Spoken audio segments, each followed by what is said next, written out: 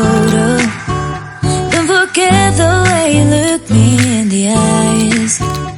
And I keep you in my heart is where you are. I still think of you, I want you coming back. I remember when we were staring at a photo. Don't forget the way you look me in the eyes.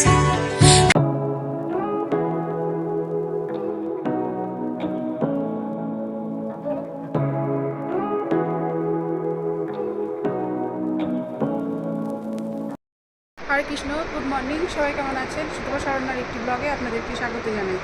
তো কালকে রাতে আমরা পেহেলগাম পৌঁছে গেছি। তো আজকে আমরা পেহেলগামের site scene ঘুরতে যাব, তার জন্য আমরা রেডি হয়ে গেছি। আর আমাদের হোটেলের বারান্দা থেকে আপনাদের ভিউটা একবার দেখাই, দেখুন কি অপূর্ব দৃশ্য। দেখুন, এই দেখুন আমাদের হোটেলের বারান্দা থেকে পাশ দিয়ে এই যে নদী বয়ে যাচ্ছে। কি এই নদীটার নামটা ঠিক আমার মনে নেই, জেনে তারপরে আপনাদেরকে বলবো। আর এই যে আমাদের হোটেল শিরচর রিসর্ট। আর এই দেখুন ভিউটা দেখুন, পাশ দিয়ে নদী বয়ে যাচ্ছে, এদিকে পাহাড়।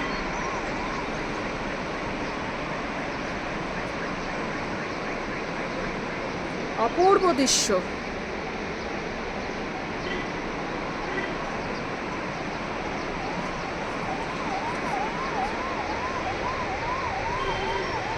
এই যে আমাদের রুম, এটা আমাদের বারান্দা, এই যে।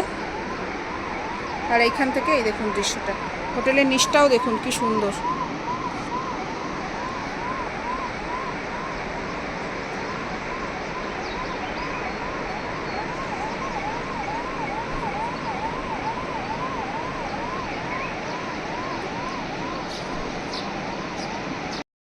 তো দেখলেন আপনারা কি সুন্দর দৃশ্য, অপূর্ব দৃশ্য।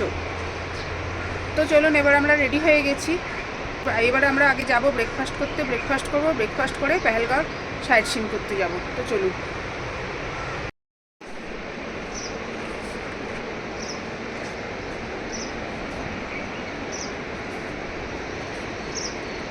আমরা ব্রেকফাস্ট করতে নিচে চলে এসেছি। আর ব্রেকফাস্টে আমরা নিয়েছি আলুর পরোটা, স্যান্ডউইচ, ডিম ভুজিয়া আর সুইটকর্ন। ব্রেকফাস্ট করা হয়ে গেছে, এবারে আমরা বেরোবো। আর ওই দেখুন আমাদের রুম। হোটেলটা এত সুন্দর জায়গায় আর এত সুন্দর পরিবেশ।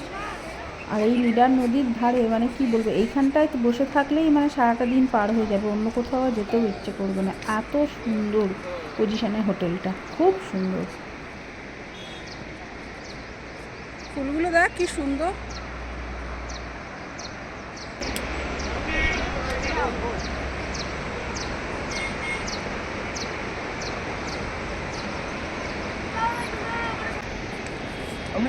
কত রকমের ফুল ফুটেছে দেখুন, বিভিন্ন রকমের ফুল, খুব সুন্দর ফুলের বাগান। এত সুন্দর হোটেলটা সাজানো গোছানো, আর এত সুন্দর মানে পরিবেশ। ওই জন্য আগে ভাবলাম যে আপনাদেরকে হোটেলটা ঘুরিয়ে দেখিয়ে দিই, তারপরে আমরা বেরোবো ঘুরতে। আর এই গাছটা দেখুন কি সুন্দর, খুব সুন্দর হোটেলটা। আর এইখান থেকে দাঁড়িয়ে দেখলে প্রাকৃতিক পরিবেশটা এত সুন্দর যে কি বলবো। আর পাশ দিয়েই নদী বয়ে যাচ্ছে, এটার যে আপনারা নিশ্চয়ই জলের আওয়াজ শুনতে পাচ্ছেন। আর এইখান থেকে দূরে ওই পাহাড়ের উপরে অল্প বরফ দেখা যাচ্ছে, সেটাই আমরা দাঁড়িয়ে সবাই দেখছিলাম। কি সুন্দর লাগছে দেখুন আকাশটা। আর ওই দূরে পাহাড়ে যে সাদা সাদা দেখা যাচ্ছে, ওইটাই হচ্ছে বরফ। তো চলুন এবার আমরা বেরিয়ে পড়ি, অনেক দেরি হয়ে গেল। কাশ্মীরের পেহেলগাম অনন্তনাগ জেলার অন্তর্গত। হিমালয়ের আলিঙ্গনে অবস্থিত পেহেলগাম কাশ্মীরের মুকুটে একটি রত্ন। এটি এমন একটি জায়গা যেখানে প্রকৃতির মহিমা প্রতিটি দিকে উন্মোচিত হয়। এই শহরটি ভ্যালি অফ শেফার্ড নামে পরিচিত। আর পেহেলগাম লিডার উপত্যকার কেন্দ্রে অবস্থিত। পেহেলগাম ভারতের সবচেয়ে সুন্দর স্থানগুলির মধ্যে একটি। অনন্তনাগ জেলার পেহেলগাম রোড ধরে আঁকা বাঁকা পথে আমরা এগিয়ে চলেছি। দারুণ রাস্তা, দুর্দান্ত রাস্তা, চারিদিকে সুন্দর দৃশ্য দেখতে দেখতে আমরা এগিয়ে চলেছি। নয়নাভিরাম সবুজ উপত্যকার বুক চিরে বয়ে চলেছে অপরূপ লিডার নদী, আর তার সাথে পাইন, ফার, দেবদারু গাছের জঙ্গল। আর কোথাও কোথাও মাথার উপর থেকে উকি দিচ্ছে বরফে ঢাকা পাহাড়। এই সব দৃশ্য দেখতে দেখতে আমরা এগিয়ে চলেছি। গ্রীষ্মকালে যেখানে পর্যটকদের নতুন ঢেউ নিয়ে আসে পুরো সবুজে সবুজে পেহেলগাম ঘুরে দেখার জন্য, সেখানে শীতকালে পেহেলগামের আরেকটি সজ্জা হলো এটি ঘন বরফের নিচে পুরো ঢাকা হয়ে যায়। পুরো পেহেলগাম ঘন বরফের নিচে ঢাকা হয়ে যায়, চারিদিকে তখন শুধু বরফ আর বরফ। আজকে আমরা যাব পেহেলগামের আরু ভ্যালি, চন্দনওয়ারি আর বেতাব ভ্যালি। এই তিনটে জায়গা আজকে আমরা ঘুরে দেখব। পেহেলগামের যে লোকাল ট্যাক্সি স্ট্যান্ড আছে সেই ট্যাক্সি স্ট্যান্ড থেকে আমরা গাড়ি নেব। সেখান থেকে গাড়ি নিয়ে এখানে যা যা দেখার সেগুলো দেখতে হবে। অন্য জায়গার গাড়ি নিয়ে পেহেলগাম ঘোরা যায় না। আর এই তিনটে স্পট পুরো ঘুরে দেখতে আমাদের সময় লাগবে প্রায় 4 থেকে 5 ঘন্টা। পূর্ব সুন্দর লিডাল নদীর পাশ দিয়ে আমরা এখন যাচ্ছি।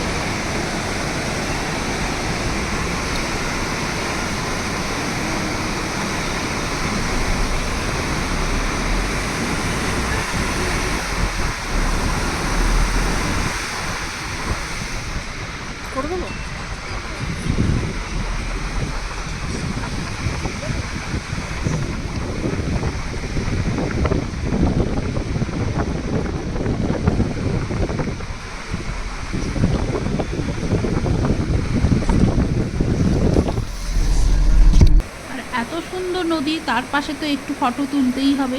তো সেই জন্য ফটো তোলার জন্য আমরা সবাই এখানে দাঁড়িয়েছি। এখানে আমরা সবাই কয়েকটা ফটো তুলব। ফটো তুলে তারপরে আমরা যাব পেহেলগাম ট্যাক্সি স্ট্যান্ডে।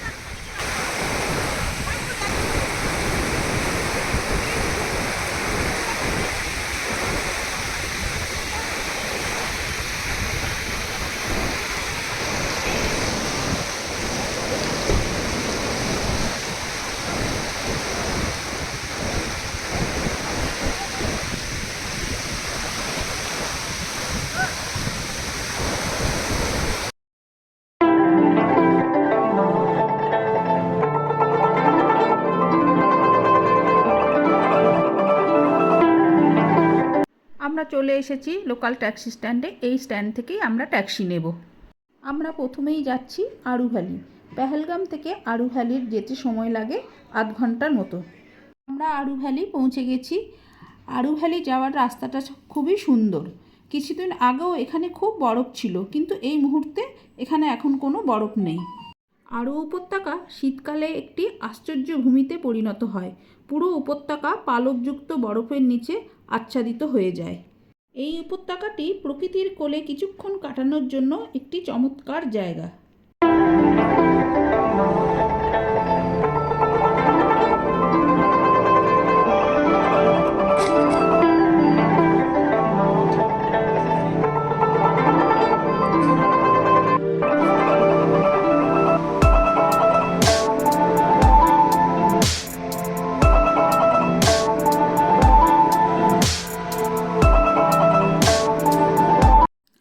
লিডার নদীকে এত কাছ থেকে এত সামনে থেকে দেখে আমাদের সবারই খুব ইচ্ছা করলো একটু জলে হাত দিই।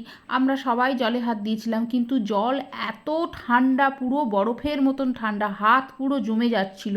কিন্তু তবুও আমরা সবাই একটু করে জলে হাত দিলাম। আমি তো জুতো খুলে জলে একটু পাও দিয়েছিলাম। জল প্রচণ্ড ঠান্ডা।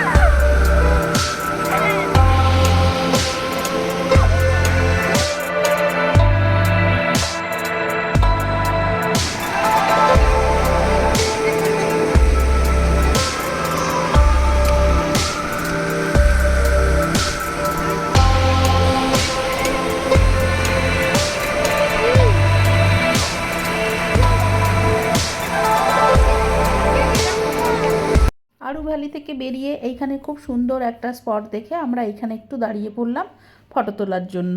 কি সুন্দর জায়গাটা দেখুন, খুব সুন্দর লাগছে উপর থেকে। আরু ভ্যালি থেকে এবার আমরা যাব চন্দনওয়ারি। এখান থেকে চন্দনওয়ারি যেতে সময় লাগবে 45 থেকে 50 মিনিট মতন। আমরা এসে পৌঁছালাম চন্দনবাড়ি। এখানে প্রচুর ভিড় আর গাড়ির জ্যাম। অনেকটা আগে আমাদের গাড়ি দাঁড়িয়ে গেল। এখান থেকে বাকিটা পথ আমাদের হেঁটেই যেতে হবে। দেখে তো মনে হচ্ছে অনেকটাই হাঁটতে হবে আমাদেরকে। এইখানে হচ্ছে অমরনাথ যাত্রার বেস ক্যাম্প। এইখান থেকেই অমরনাথ যাত্রা শুরু হয়। পেহেলগাম অমরনাথ যাত্রার সূচনা বিন্দু। চন্দনবাড়ি বা পেহেলগাম থেকে 15 কিলোমিটার দূরে অমরনাথের যাত্রা শুরু হয়। অমরনাথ যাত্রার আরেকটি বেস ক্যাম্প হলো সোনমার্গের বানতাল এলাকা। অমরনাথ যাত্রা বছরের একটা নির্দিষ্ট সময়ে হয়। কবে যাত্রা শুরু হবে আর কতদিন যাত্রা চলবে তা নির্দিষ্ট করে সরকারের পক্ষ থেকে জানিয়ে দেওয়া হয়। এই হচ্ছে সেই পবিত্র রাস্তা, যে রাস্তা ধরে তীর্থযাত্রীরা অমরনাথ যে গুহা আছে সেখানে বরফের যে শিবলিঙ্গ রয়েছে এইখানে অমরনাথ যাত্রা হয়। তবে সাধারণত অমরনাথ যাত্রা জুলাই মাসে শুরু হয় এবং আগস্ট মাসে শেষ হয়। ডেটটা কবে হয় সেটা সরকারের পক্ষ থেকে জানিয়ে দেওয়া হয়। সেই মতোই এখানে যাত্রা শুরু হয়। যাত্রাপথে নিরাপত্তার দায়িত্বে থাকে প্রশাসন, আর্মি, মিলিটারি। এই রাস্তা ধরে বহু তীর্থযাত্রী যান। যদি তার কোনো দিনও ইচ্ছা হয়, কোনো দিনও আমাকে ডাকেন, তাহলে আমিও একদিন এই রাস্তা ধরেই অমরনাথের উদ্দেশ্যে রওনা দেব। চন্দনবাড়িতে এসে যে আমরা এত বরফ পাবো ভাবতেই পারিনি। কিন্তু যতই বরফ থাক আমাদের কিন্তু কোনো রকম ঠান্ডা লাগছিল না। আমরা বরফের মধ্যে খুবই মজা করেছি সবাই মিলে।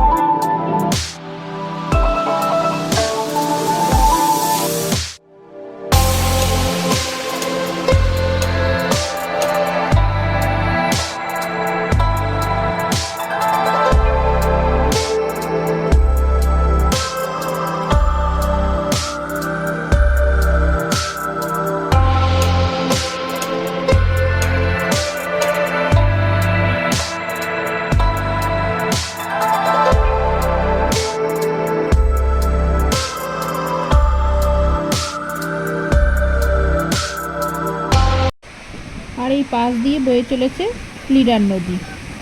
শীতকালে এই নদীর জল পুরো বরফে পরিণত হয়।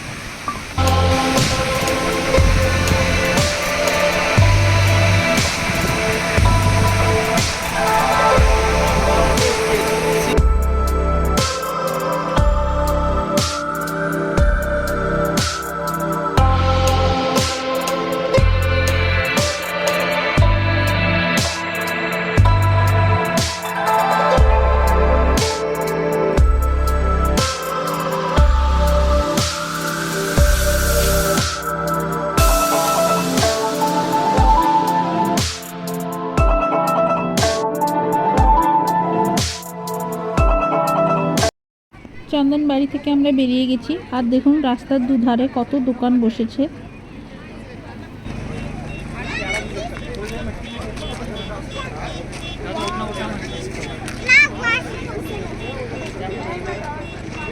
আমরা তো লাঞ্চ করিনি, আর এখানে লাঞ্চ করার মতন কোনো ভালো জায়গাও ছিল না।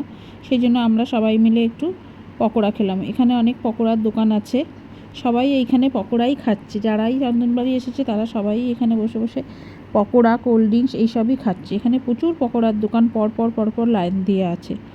আমরা এখানে একটু পকোড়া খেয়ে নেব, তারপরে আমরা যাব। আর এইখানে একটা দোকানে বাচ্চাগুলো একটু ম্যাগিও খেয়ে নিল। ওরাও তো দুপুরে কিছু খায়নি, সেই জন্য ওরা একটু ম্যাগি খেলো। এবারে আমরা যাচ্ছি বেতাব ভ্যালি। বেতাব ভ্যালি পার হয়েই আমরা এখানে এসেছিলাম, তখন নামিনি, এবারে নামবো। চলে এলাম বেতাব ভ্যালি। বেতাব ভ্যালিতে ঢুকতে টিকিট কাটতে হবে। বড়দের 100 টাকা আর ছোটদের 50 টাকা। পেহেলগাম থেকে বেতাব ভ্যালি মাত্র 7 কিলোমিটার। অপূর্ব সুন্দর জায়গা, ছবির মতন সুন্দর জায়গা হচ্ছে এই বেতাব ভ্যালি। আর আজকে যেহেতু রবিবার, সেই জন্য দেখুন বেতাব ভ্যালিতে কত ভিড়, কত গাড়ি এসেছে। এই ঢোকার মুখে এই গেটটার কাছে টিকিট কাউন্টারে দেখুন কত ভিড়। এই উপত্যকাটি মে মাসে পেহেলগাম দেখার সেরা জায়গাগুলির মধ্যে একটি। যখন বসন্ত এটিকে স্বর্গে রূপান্তরিত করে। ঝকঝকে নদীর শব্দ এবং তুষারে ঢাকা পাহাড়ের দৃশ্য।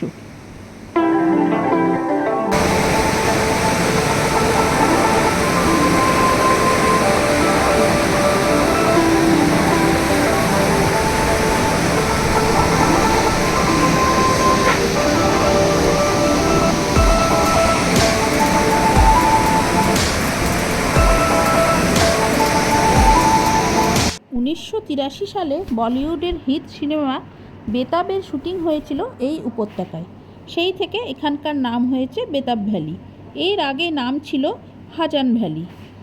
এখানে আমরা যে নদীটিকে দেখছি সেটাকে লিডার নদী বলে থাকি ঠিকই, আসলে কিন্তু লিডার নদী সোনমার্গের কাছে কোলাহই হিমবাহ থেকে উৎপন্ন হয়ে আরও উপত্যকার সবুজ তৃণভূমির মধ্য দিয়ে দক্ষিণ দিকে পেহেলগামের দিকে চলে গেছে।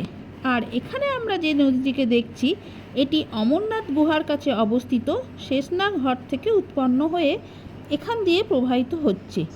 এই নদীটিকে ইস্ট লিডার নদী বলা হয়। পেহেলগামে গিয়ে এই দুটো নদী একসাথে মিশে লিডার উপত্যকার জন্ম নিয়েছে। আর পেহেলগাম লিডার উপত্যকার কেন্দ্রেই অবস্থিত।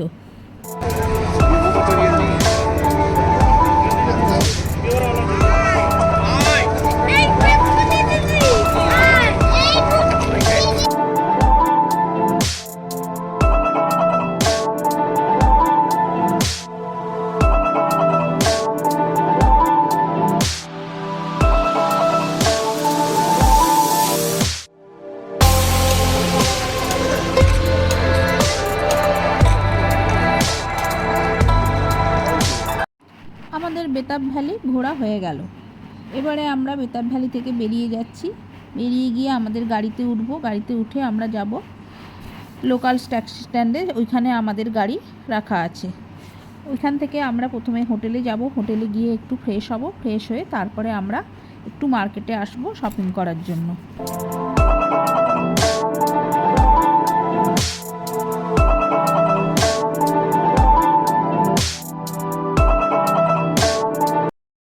আমরা পেহেলগাম ঘুরে হোটেলে চলে এসেছি। হোটেলে এসে আমরা একটু ফ্রেশ হলাম। ফ্রেশ হয়ে তারপরে আমরা এখন এই সন্ধ্যেবেলা একটু যাচ্ছি এই লোকাল মার্কেটে, এই কিছু শপিং করতে আমরা এখন যাচ্ছি।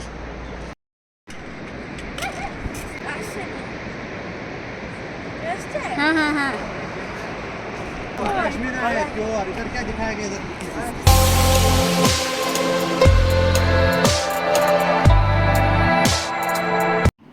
মার্কেট ঘুরে আমরা অনেকক্ষণ চলে এসেছি। দিয়ে এখন আমরা ডিনার করতে এসেছি। আর আজকে ডিনারে আছে স্যুপ, স্যালাড, ভাত, ডাল তড়কা, আর আছে চিকেন আছে, আর মটন আছে, আর শাহি পনির আছে। আমরা খাওয়া দাওয়া করে রুমে চলে এসেছি। রুমে এসে আমাদের রুমের বারান্দা থেকে আমরা দেখতে পেলাম যে আমাদের এই হোটেলেই একদল গুজরাট থেকে একটা গ্রুপ এসেছিল। তো তারা নিচে যে গরবা ডান্স করছে। তো ইনারা সঙ্গে করে শেফও এনেছিল। হোটেলেই ইনাদেরকে একটা কিচেন দিয়ে দিয়েছিল, সেখানেই ওনারা রান্না বান্না করে খাওয়া দাওয়া করতো।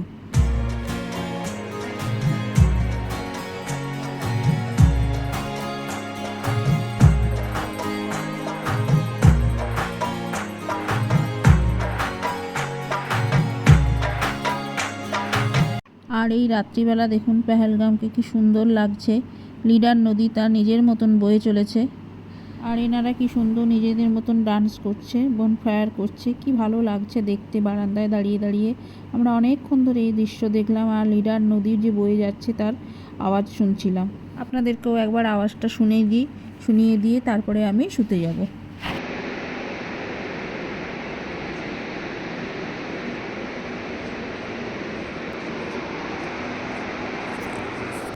এবারে আমরা শুয়ে পড়বো কালকে, কারণ সকালবেলা আবার সকালে বেরোতে হবে, কারণ কালকে আমরা এখান থেকে যাব শ্রীনগর। তো সেই জন্য আমরা এখন তাড়াতাড়ি খাওয়া দাওয়া করে শুয়ে পড়ছি। তো বন্ধুরা, আপনাদের যদি ব্লগটা ভালো লেগে থাকে প্লিজ লাইক, শেয়ার এবং সাবস্ক্রাইব করবেন এবং কমেন্ট করতে ভুলবেন না। দেখা হবে পরের একটি নতুন ব্লগে।